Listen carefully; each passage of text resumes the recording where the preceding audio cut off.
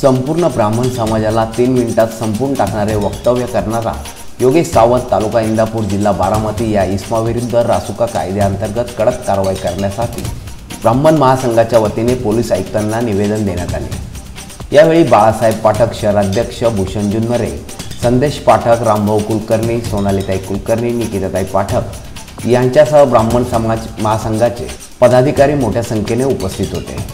2 दिवसापूर्वी इंदापूर तालुका बारामती जिल्हा येथे योगेश सावंत नावाच्या एका माथे फिरू वेडसर तरुणाने एक वक्तव्य केलं की 3 मिनिटात मी महाराष्ट्रातला ब्राह्मण समाज संपवून टाकेल।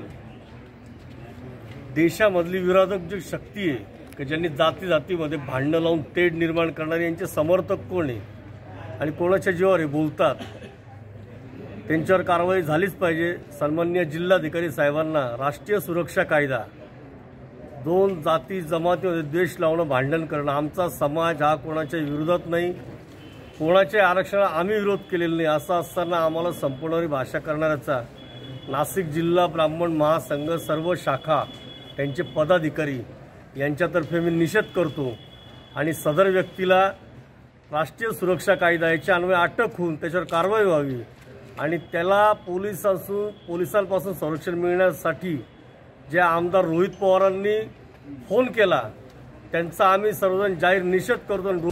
अमर सोळंके, मी नाशिककर न्यूज, नाशिक।